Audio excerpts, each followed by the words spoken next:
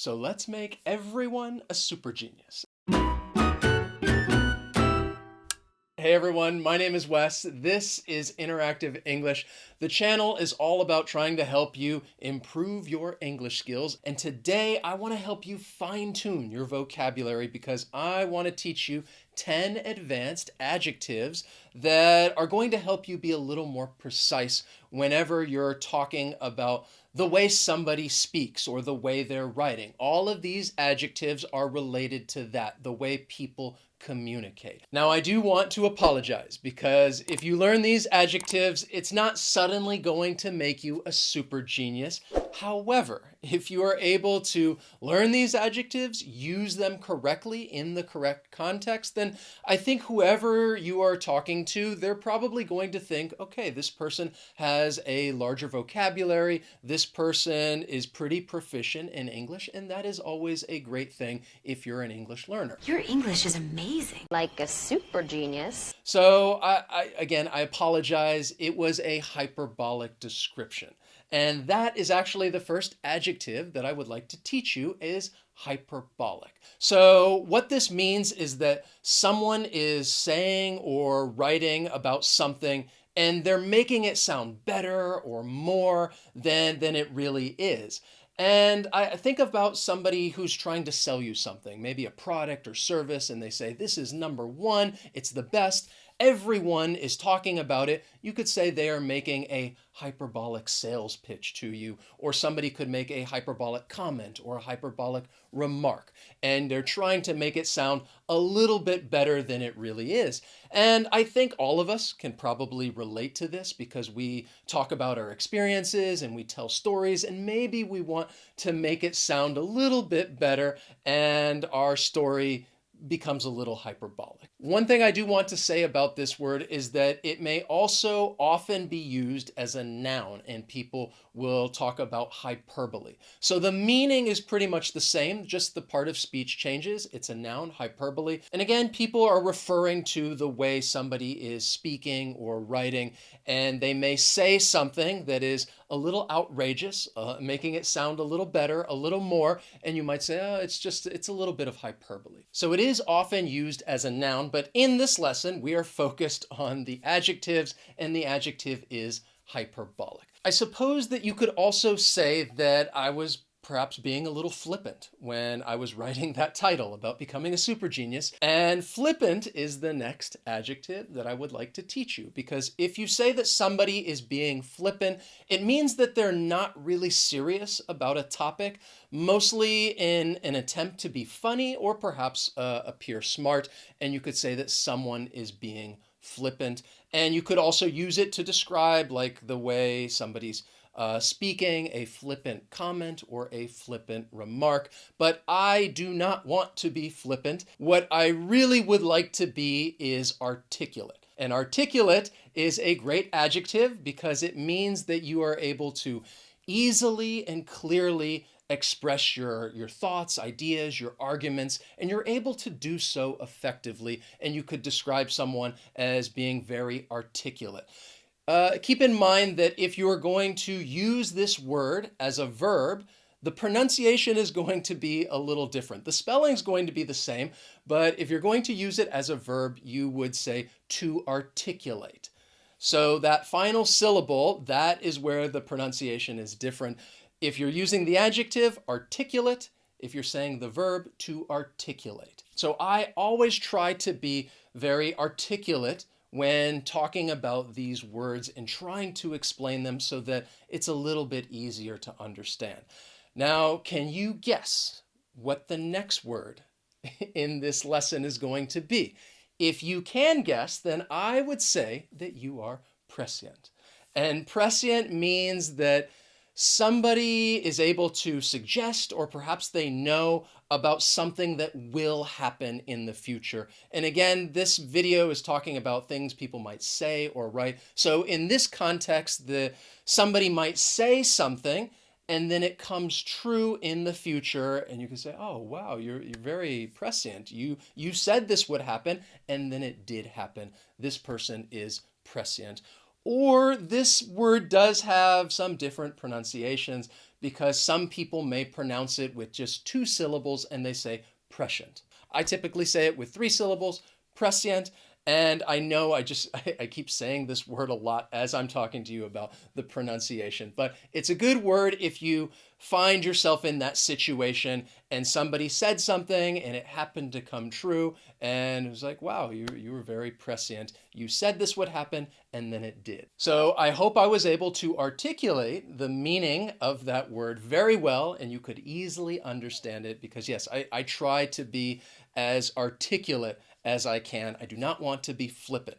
And you may notice, because I'm very passionate about learners building their vocabulary, I am emphatic about having people learn new vocabulary words because it allows them to be more precise and more descriptive and easily express their thoughts and opinions. I am emphatic about having people learn new vocabulary. And I said that word twice because that is the next adjective that I would like to teach you, emphatic. It means that you are trying to make something very clear, making your opinion very clear because you have strong feelings about it.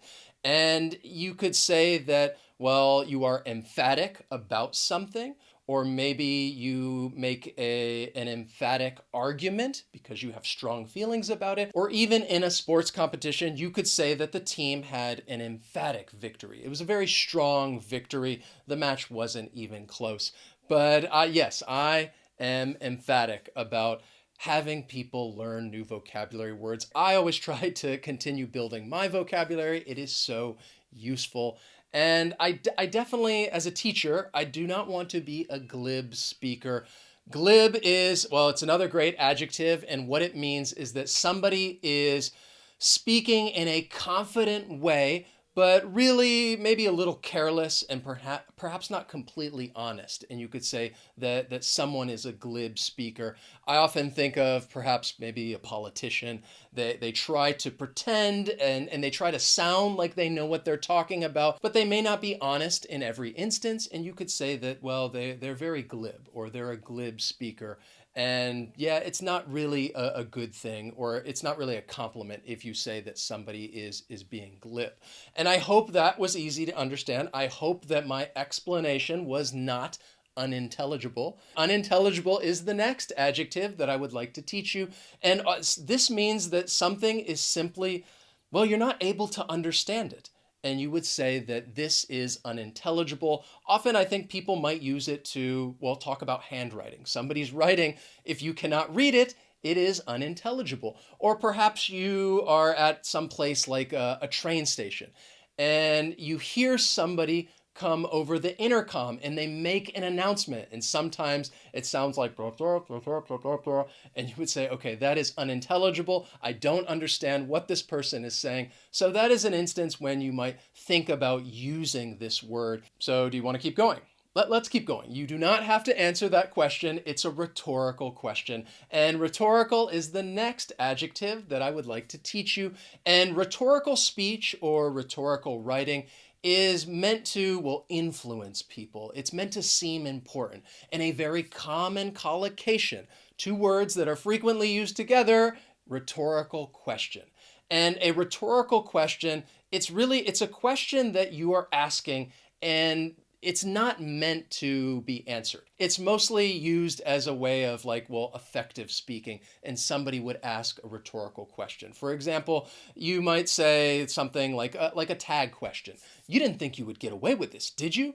You're not expecting the other person to say, well, yes, I did think I would get away with it. You're really asking it as a rhetorical question just to really create that impact, that effect. Another time when you might hear somebody ask a rhetorical question is when they're saying something demeaning about themselves, like, do I look like a fool to you? All right. Of course, I don't want you to say yes. That's a rhetorical question, but you might say that if you're, well, perhaps you're having an argument with somebody and you're upset with this person.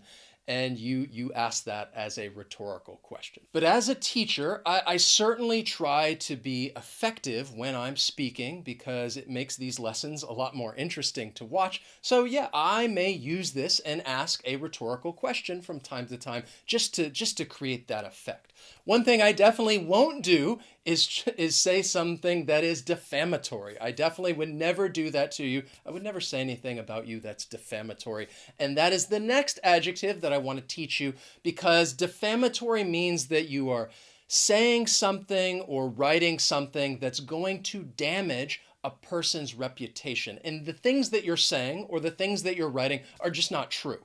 And you are making all of these false statements about someone, and you could say that these statements are defamatory. You're just saying these things that aren't true. It's defamatory. It's not something that I would encourage you to do to somebody else, and I would never do that to you. What I do from time to time, I like that. What I do is when I'm explaining these words to you, I tend to talk too much.